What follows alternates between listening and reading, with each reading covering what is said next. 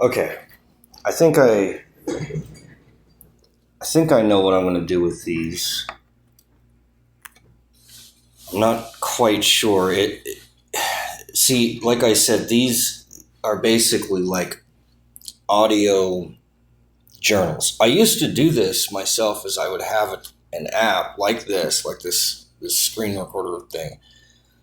I would have a sound recorder app, and I would save the files on my phone. But then I kept having my phone get stolen when I was homeless, so I lost that habit, and I started to do this instead because YouTube, it's like saving it to the cloud. But then I realized that other people could see them, and I keep thinking about that. And honestly, I don't like that because this is kind of it's become, because no one looks at it. Thank God, it's become basically my journal, and I just speak instead of write in my personal journal. So this is sort of like that. It's saving all this information for me in the future. But I don't think that it would be very useful for the public or the average person to gain any information about me, because the average person, if they heard anything that I said in any of my videos, would just instantly hate me and be like, well, this guy's a total fucking asshole. Which, I've seen a slow build up, and this is the other reason that I keep these, is because you can, if I look at all of these, I can start to see patterns in myself too, and what causes these, or triggers, I guess, not really causes, because I still have control over whether or not I feed into it, but my old mindset of judging and hating and being generally intolerant, which is due to a fear. Always. All hatred is always due to fear. So, because in other words, I'm positing the idea that, and I don't portray this, I don't demonstrate it, but I believe that the ideal person would not be aggressive and violent and hateful and intolerant and all the things that I have problems with doing. So these videos are really more for my own introspection, and maybe to keep for posterity, for like as a journal, just to say, hey, in my personal family and friends, I could say that this is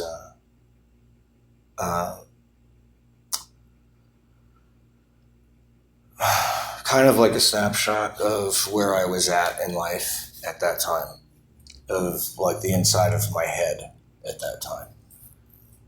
And it's not pretty. And you know what? I am embarrassed a little bit of some of the things that I've said, but I did say them, and it's important to look back and recognize that, so that I don't keep doing it, and to recognize what is it that makes me do that. So it's a fear, it's an insecurity of, well, that there is someone or something out there that is not valuable, that isn't part of legitimate reality the way that it should be, that there's some problem with the way that reality is, to the extent that I cannot tolerate. So then what I need to do is to learn to get to a place in life that's secure enough that I can then feel like I can tolerate whatever it is that I can't tolerate. And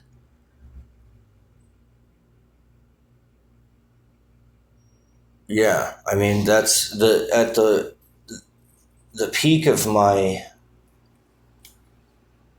fulfillment, spiritual fulfillment and, even enlightenment, the most that I ever felt like that was when I felt secure, when I had all of my bills paid and everything was good. All of the stuff that I was doing at the time was at least predictable, and I could make sense of it, and it was simple enough that I could deal with it. And ever since having been homeless, I'm still trying to piece my mind together, because I went through some kind of a schizophrenic nightmare for a while when I was homeless, and I didn't think that I was allowed to work and things like that. I thought I could hear people's thoughts. I thought other people could hear my thoughts, voices, a lot of stuff. So I've been trying to piece all those together, and so this actually, if anything, really just showcases that. It's that my mind is slowly piecing back together what was lost. And and I've told people, as I did lose my mind, I was legitimately crazy, yelling at the sky and claiming that I could telepathically send my thoughts to other people. And I was telling Talia about this, I still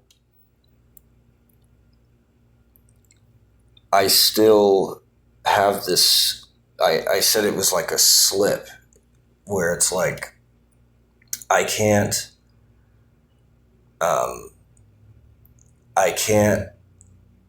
have enough traction to grip reality.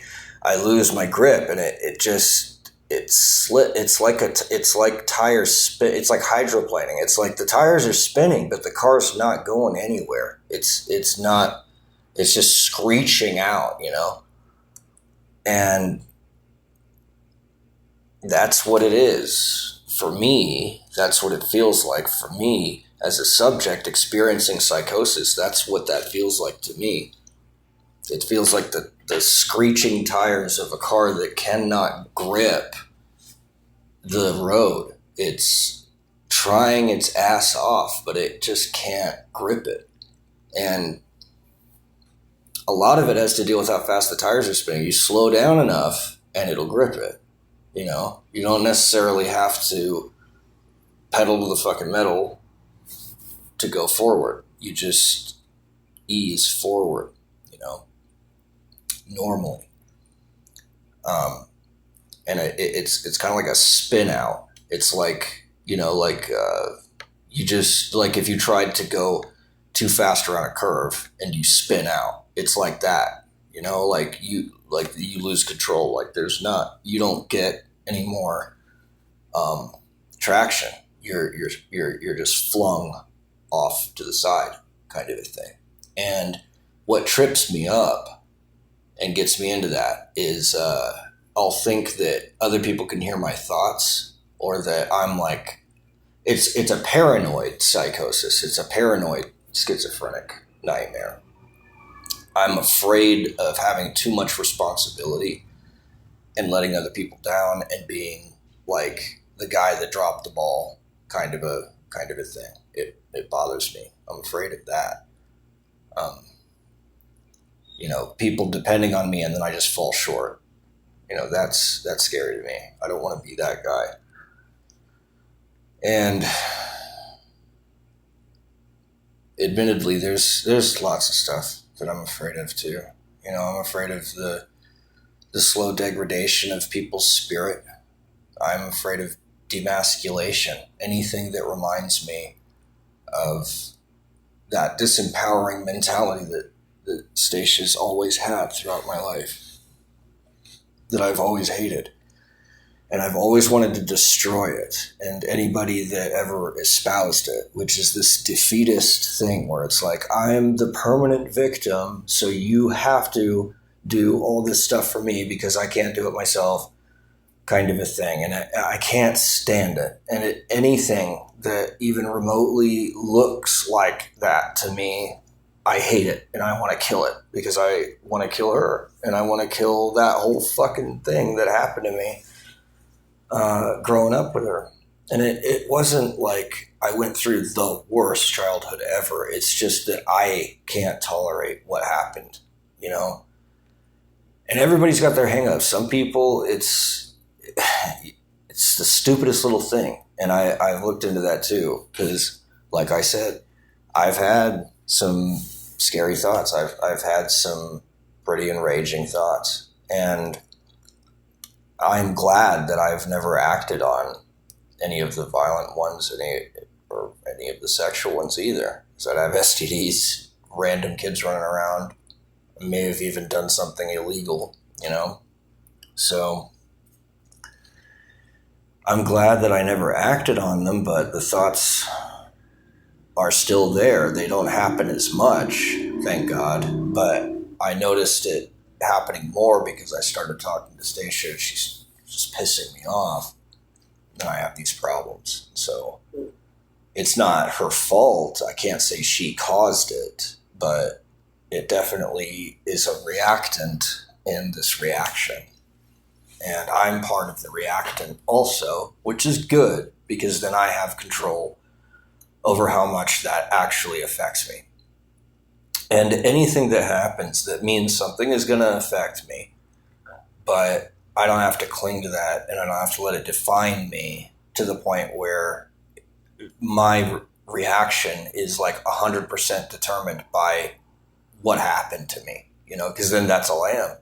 I'm just an extension of that event. If I let that define me, then that's as far as I go. I don't exert any will that extends beyond that, you know, and I don't want to get stuck into that kind of a mindset again. So anything that reminds me of it, I just want to hurt it. I want to kill it. I want to get rid of it. And that's something that I now know. Partly thanks to these uploads, these audio journals. And, you know, and I worry about this too. My thing that I've been tripping on to is who am I? And so is that a personality trait or is that a problem? And I've started to make this distinction based on dysfunction. If I'm not able to fulfill myself, if I'm not able to gain spiritual fulfillment and feel okay with my life and my role in the world, if it's something that necessarily takes that away from me because I can't survive, for example, and so being homeless, I couldn't experience that because I was homeless and I was focused on, you know, being homeless. So I couldn't really feel, in my opinion, spiritually fulfilled when I was out there. So now that I'm in a place, albeit a tiny ass little studio that sucks and has bed bugs in it, but whatever, I'm not at least on the street. So that has vastly improved my outlook on life and my security. Even though I still have these imbalances, they're actually way less than they used to be. It used to be a lot worse when I was on the street. That I don't even need an audio journal for. I can remember it. It was just excruciatingly hell. Just fucking hell. It was just hell. And I'm glad to be out of it. But I don't want to fall back in. And I remember this old mindset that I had before I was homeless is what eventually led to me being homeless, is that I snapped because I could not deal with reality. I couldn't deal with the way that everything functioned. Mostly, I couldn't accept a world in which evil was left unchecked. That there were people that were committing crimes that weren't paying for it. And that was my pet peeve. That was my grudge against reality and the world and the system and God and everything. And I thought that since I saw all these problems not being corrected, that, you know, the solution must be to just kill people or destroy and overthrow the government or, you know, cause some, not like a Third Reich, but, you know, similar to that. I was in that kind of a supremacist destroyer kind of a mode before I became homeless, because I was so rigid in my thinking, and I liked the rigidity, and that's what I lost when I was homeless. Is I snapped, and so I didn't have that rigid structure anymore. It was just a bunch of pieces, and so I had to put it together in a new way. And for a long time, I didn't put it together. I just left it shattered for a long time, for years and years. It was just a fucking mess. But slowly, I started to put all these pieces together. And what I did was, I still have a fairly rigid system, but the system that I've built is no longer just a single crystal. It's not a single glass house. It's an entire system. It's an empire. And I mean that word empire. It means that the constituents that compose it are at least independent enough to have their own laws. They just can't violate imperial law. As long as they don't violate imperial law, they can do whatever they want. And they still retain their own sovereignty up to that point. In the same kind of a way, sort of, as the states in the United States are basically independent, but they can't violate federal law, kind of a thing, for the most part. And it's similar to that. And that's been my saving grace, because I can still keep the rigidity of logical certainty, but now that certainty is no longer a singularity, which then necessarily excludes everything outside of it. Now, it's still rigid, but it allows a whole bunch of different perspectives. And they can, and in many cases, are diametrically opposed, and yet they still operate within the same system. And the way that I do that is through modality. And modality saved my life, saved my mind, saved my relationship with God, and really everyone, and myself even. How I relate to myself has changed. Modality, I can compartmentalize and put things in categories, or what I say as modes. And then there's a place for everything. Instead of it being exclusive, it's now inclusive. So I can say, yes, I understand that viewpoint. Yes, I understand that viewpoint. And yes, I even understand that those two viewpoints can't coincide in the same place at the same time. But they can tolerate each other in the same place at different times, or at the same time in different places. And all that means is there's a place for Republicans, it's called a republic. And there's a place for Democrats, and it's called a democracy. And there's a place for anarchists, and there's a place for syndicalists, and there's a place for libertarians, and there's a place for Nazis, and there's a place for all kinds of people. And you can be whatever you want to be, as long as you don't force anyone to stay inside that system and you let them freely leave whenever they wish. Then anybody that's inside that system is consenting. And because they consent, then it's not, necessarily a bad thing, whatever it is. Even if it is Nazi, as long as you're not killing Jews, as long as you're not killing homosexuals, as long as you're not raping and killing and destroying anything, then I don't really care what you choose to dress up as at night and what you may or may not burn in your backyard. As long as you're not setting fire to a person, and you're not setting fire to a living creature or someone else's private property or something else illegal like that, then I don't care. You can be whatever you want to be. You can believe whatever you want to believe. You could even be a supremacist. You could fucking hate and talk shit, blah, blah, blah. Just do it over there. And if you're going to do that kind of thing, keep it over there. And you could just go do that over there with other people that want to do that over there. And that is the genius of the whole system, is I will tolerate it, but I will only tolerate it if it's contained, if it's limited. So, it only stays within a certain area. It has to have limits. And that's where those limits are. So it's not an obliteration it's segregation. And not even segregation, because segregation implies that you're forcing them to live over there. It's like, no, you don't have to live over there. It's just that if you choose to live next to people who don't want to do that, then you can't do that. You can't walk around. If you're a nudist, for example, you can't walk down the street naked because other people aren't nudists. They don't want to see that. That could scar their kid. Their kid doesn't understand that. They're not nudists. They don't grow up in a nudist society, like Aboriginal people do, for example, in Africa or something like that, some Aboriginal tribe. They are culturally, brought up that that's not sexual, that that's just how people are shaped. And, it's just the shape of a human body.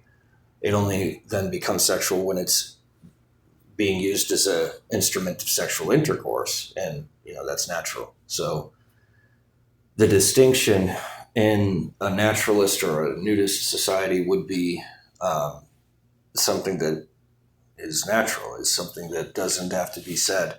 But in what is usually called a civilized society in the West, then no, you can't walk around naked because it is considered sexual. So irregardless of whether or not it's being used for whatever, the body, because the body's an object.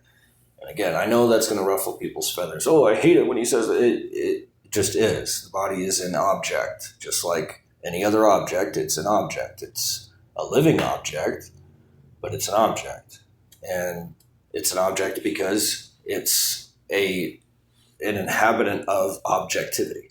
It exists within the field of objectivity, therefore it's an object. Just like something that exists within the field of relativity is a relation. Something that exists within the field of subjectivity is a subject. And that's just how it is. If it exists in objectivity, it's an object. That's the body. If it exists in relativity, it's a relation. That's the mind. And if it's in the field of subjectivity, it's the subject, which is the soul. So there's a place for everything. And even though the mind is not the soul, and the soul is not the body, and blah, blah, blah, they shouldn't be. They should be allowed to be what they are.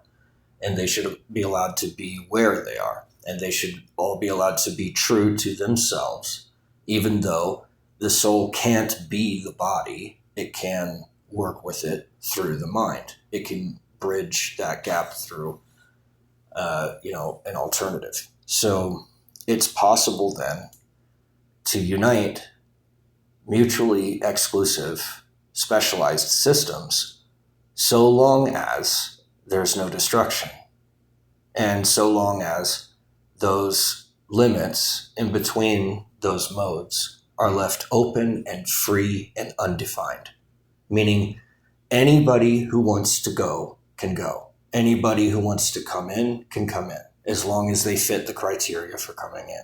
So that if we're going to use the same analogy of the self, then the soul, when it talks to the mind, is going to give it an intuitive revelation or an intentional angle from which to perceive something and focus its attention on something that the subject finds valuable, because the mind is only capable of using relativistic logical validity to measure whether or not something is valuable. And logic, it only values truth. It only values logical validity. It only values the absence of logical fallacy and the implication, the necessary implication that given the given premises, the conclusion must follow. That there is no universe that exists in which the premises are true and the conclusion is false. That is the essence of logic. That is what the mind does. But that's not what the body does, and that's not what the soul does. And they're not supposed to. They're all supposed to have their own specialization. So if the mind tries to become the soul, then it's going to lay claim to intuition, and it's going to say that it came up with the cultural values of what it should and shouldn't focus on, and what's valuable and not valuable. And that's not true. We don't rationalize what we value. We don't value what we rationalize. We don't come to the conclusion of value from a place of rationalized processing. the value that we ascribe to things is subjective. And from the logical standpoint, that's arbitrary and unjustifiable logically. But that doesn't mean that it's unjustifiable at all. And so that's kind of what I'm getting at, is like, it's like that.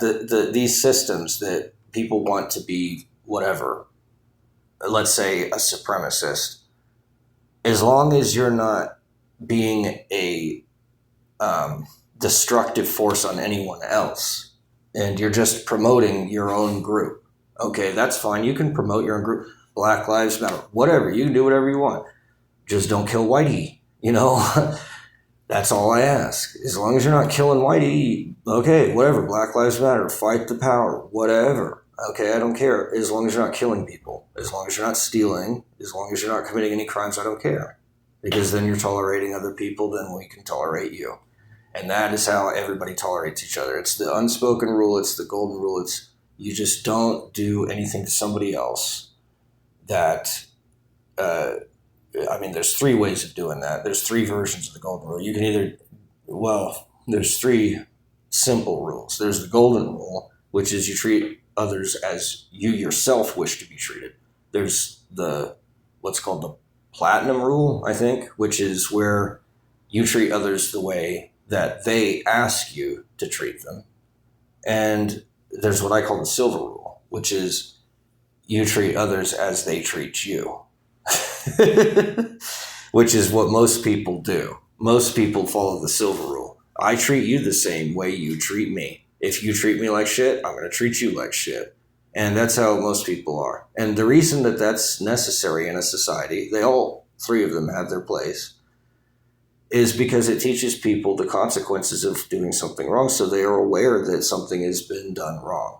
Whereas the golden and platinum rules don't do that, especially not the platinum rule. The golden rule, when you treat other people the way that you yourself want to be treated, the issue with that is that some people don't like themselves. Some people treat themselves like shit, and then they end up treating everyone else like shit too. So that's why the platinum rule exists. And the reason the platinum rule doesn't work is because it doesn't ever teach people what's right and what's wrong. It just always accepts whatever the other person says. So if they're a supremacist, then you just have to treat them as your superior, and now you're automatically inferior. Do you then follow the platinum rule to your own detriment and your enslavement, possibly the risking of your own life and others? Probably not, right? So all three of those have their place. You use the platinum rule with your close friends and family. You use the silver rule with strangers and acquaintances that you just met. And you use the golden rule with people in between. You're pretty good friends, but not your best friend. But you're pretty good friends you use the golden rule with. If you're really close with the person, then you elevate them to platinum. So that's how I think it should be, is that you've got a system where, yes, these are three different belief systems. Yes, they have three completely different outcomes if you applied them to every single scenario. But if you specialize them and you modalize it and you make it modal, then you'll use the silver rule with strangers and acquaintances. You'll use the golden rule with friends, and you'll use the platinum rule with your closest knit people that are in your life. The way that works isn't necessarily the only way that you could do that. You could do it all kinds of ways. You could even do it the reverse way. You could do it all kinds of different ways. But the point is that you can combine those. They're not necessarily mutually exclusive if they're put together with enough of a limit that they only apply in certain scenarios, or they only apply to certain people, or they only apply to whatever metric, whatever mode that you're using to determine how that gets implemented. Instead of it just being a one-size-fits-all, where you treat everybody according to the silver rule, every time, all the time, forever, with no exceptions. It's that absolutist view that I fell into that had shattered when I went through my experience with the SAMs and my psychotic break that followed pretty much right after, maybe even during. that experience. And and like I have said before, it doesn't ever completely leave. There's always now an ability to go in that room, the crazy room, and I can always go in there now. But the thing is I also know how to get out of it. So I've learned, and I really try to adapt, because I feel like there's nothing. If you don't do anything, then nothing will follow. You don't go anywhere. Like, I guess you can rest for a while. Yeah, people need to rest, but you can't use that as a permanent. It's not permanent. It's not surgery. It's a Band-Aid. You know what I mean? It doesn't fix the problem. It's just an antidote that'll get you by for now. But it's not gonna fix it. Nothing doesn't fix things. It gives you a little bit of a rest, and you do need some rest, but it needs to be temporary, not permanent. So I would rather put something bad into this than nothing. Because, yeah, I could delete all these videos and then I would look better, but I don't want to do that. I want to keep these, and I don't know. I might just leave them open and just, whatever. If someone wants to look at it, I guess they can. But in the future, I have to consider this, because I know I'm going to get, or at least I'm working toward getting a revolution started, not with these videos. The other thing these do is they they give me an opportunity to kind of practice what I will do one day. So I have to get all the bugs out, kind of a thing. So, and somebody might say, but isn't that going to defeat it? Because no matter how I spin that, it's going to look bad.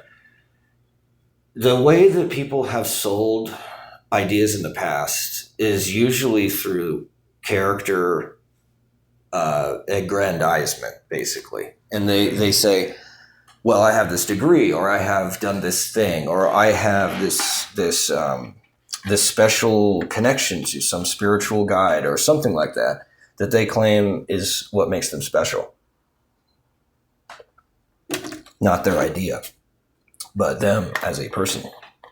So I thought about that too, and I thought, am I doing that for that reason? And I'm sure at least partly I am.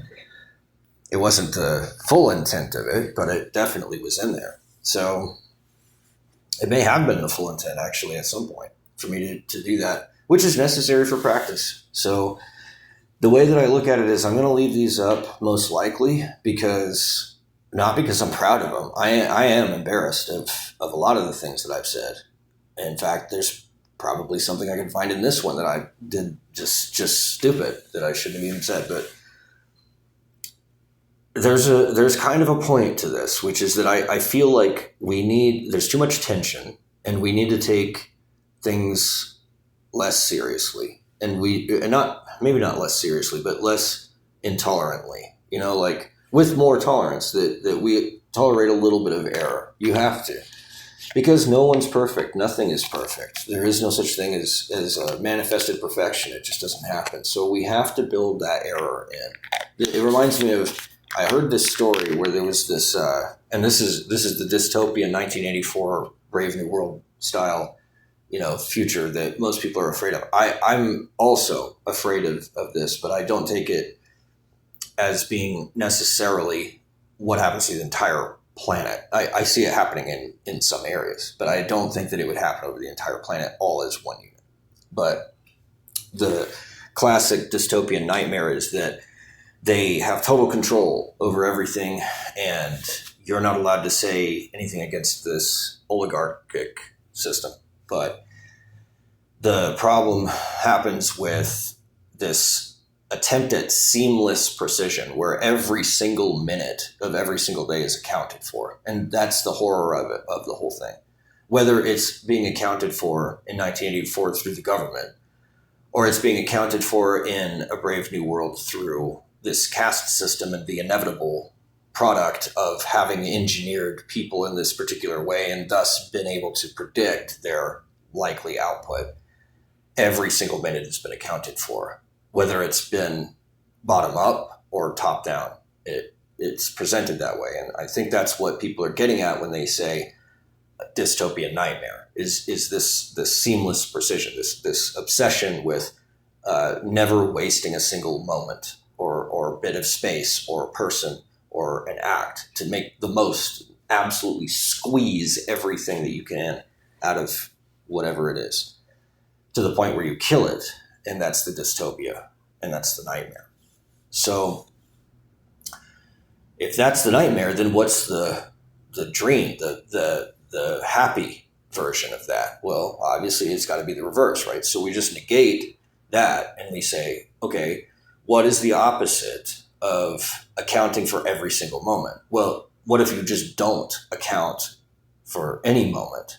What if you have a system whose sole focus is on things that are timeless, that don't ever change, and then the things that do change won't affect it, and so it can busy itself with that precision, and it won't affect anyone because, or at least it won't affect anyone's choices in the local life that they're trying to live in their everyday life, because the only thing the government would focus on would be things that are already timeless, things that always need to be done. And only those things should be the purview of the government that is so focused on that precision.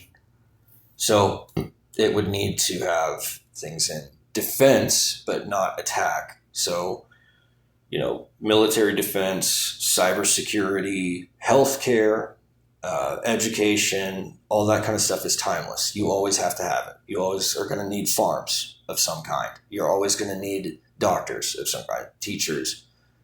If not lawyers, then at least judicial advocates. Things like that are all timeless. And that is something that the government could focus on. And then, of course, what is it to make something optimal? What is it to invent? And all of that stuff can be operationally defined. And then you've got a government that's trying to run like a science project, which is exactly what it should do. Politics and science go hand in hand, just like art and culture, I guess. So it's not very different at all. Politics and science are very similar because what they're trying to do is they're trying to predict an objective outcome given some initial set of conditions. And usually in politics, that has something to do with conflict, or it has to do with resource acquisition. But inevitably, it's some objective state. It's not merely economic. It's economic in the space of other economic systems. And that's what gives it its extra bit that makes it objective, that makes it bigger than just relativistic economy. It's something more than that. And so the government then should be focusing on only things that are objective and scientific, and limit its activities to things that are only in that area. And therefore, it doesn't make any claims about religion because that's subjective.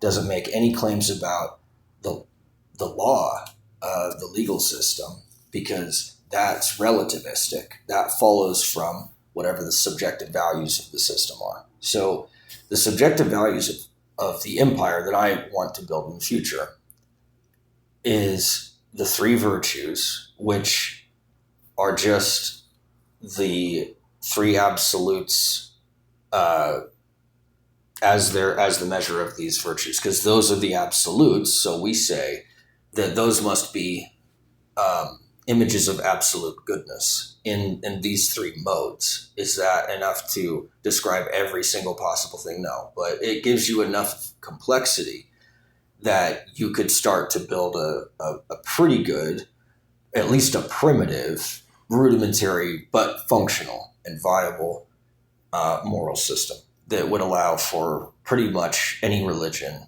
that you could ever have. I think all religions, except those that necessitate death or something like that. But any religion that doesn't have some barbaric act like that baked into it would probably find its way in there fine. So it's the three virtues correspond to the subjective states of nothing, indiscernibility, and being, because those are the three absolutes.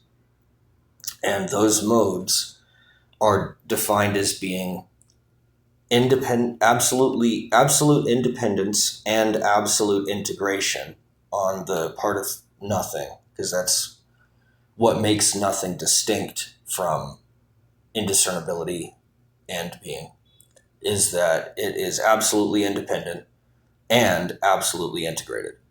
Indiscernibility is also absolutely independent. It doesn't require any creator, and it doesn't have anything external that it depends upon in order for it to exist. It just exists independently. But unlike nothing, it's not integrated. It's not a solid unit. It's a fluid, diffuse, locally fluctuating mass, kind of like zero-point energy, where globally, yeah, there's a zero, right? If you were to add up all the local fluctuations, it would add to zero globally on average. But locally, or in small pockets or in parts of that field, you're going to find little jumps above and below zero, where it's either adding or taking away something. And those little fluctuations, while they happen, don't ever change the global field's overall energy, which remains at zero, which conserves energy so that it's neither created or destroyed. It just shifts. So that kind of structure is endemic to what I call I, which is indiscernibility. And that is a mode which is analogous to a two-reference system, whereas nothing is a one-reference system. That mode is a one-reference system. The mode of nothing is one-referent, subjective. The mode of indiscernibility is two-referent, relative. And the mode of being is objective, but it's platonically formal, is how I put it. It doesn't quite have enough grittiness to actually substantially exist in three-dimensional space, but it has enough complexity for it to be abstracted into two-dimensional holographic or digital space. And all that means is being is absolutely integrated, it's solid, but it is also absolutely interactive, and it's not absolutely independent. Being is something that borrows itself from the distinction between nothing and indiscernibility, in my theory, in the way that I've constructed this. If you wanted to have a chronologically linear, which is what most people are used to with stories that start at the beginning and end at the end, story about reality and creation, I would tell the story that you start with nothing, which creates itself because nothing creates itself. And that having been established that there is nothing now, the isness of that nothing becomes indiscernibility, which is the necessary consequence of nothing. And considering that indiscernibility is borrowed from nothing, it means equivalently that indiscernibility has no creator either, because its creator is nothing. Then, after you've got indiscernibility, the third one that comes is being. And that's, by the time that we get that far, then we've achieved the zeroth origin of creation, according to my personal mythos. That's what I like to believe. That's the story that I like to tell myself. In reality, the origin must be causally dynamic, and therefore it's indiscernible. There's no way of making it linear like that. It isn't linear. It can't be linear because it's the origin. So you can make up whatever origin story you want because it's indiscernible necessarily, because it's causally dynamic necessarily, because it can't go backwards forever necessarily. It has to have a beginning, a solid beginning. And a solid beginning means there's no way that there's anything before it. So that means that the cause of that beginning can't have happened before the beginning, like everything else does. So X is always caused by something that happened before X. right? Well, if there's a beginning, an origin, a zeroth moment of time, X, then what is the thing that is before that? So at that point, X, you can't have anything before it because it's the origin. So if that's the case, then that X point of origin cannot be linear because there's nothing before it. So it has to be dynamic, has to be causally dynamic. So that means that all three of those absolutes came into being simultaneously. And I know that, but I still have this tendency towards believing in linear causality, even at the origin. And it's a misnomer. It's just a fallacious idea. It can't occur that way. So scrap that. So see, this is what I'm saying. That's the practice. Is like I set that as my goal. Is I'm going to tell people about this thing, and then I try to do it, and then I fail, of course. But I'm doing it here, and this is my little safe space, my little private area for me, my sandbox to just test ideas and stuff like that. And that's why I say often in these is that just don't take this seriously. Don't take it as like it's an officiation or anything. It's just for posterity. It's just to see the scribbles on the pad, because I like to think of myself as a genius. And I like to think that someday that these are going to have some like serious merit. People are going to be fascinated. Wow. Like imagine finding Isaac Newton's journal or something like that. I like to think that that's what this is, even though it isn't. But I like to think it is. It strokes my ego. So whatever. Everybody has their own story. So that's what these things are.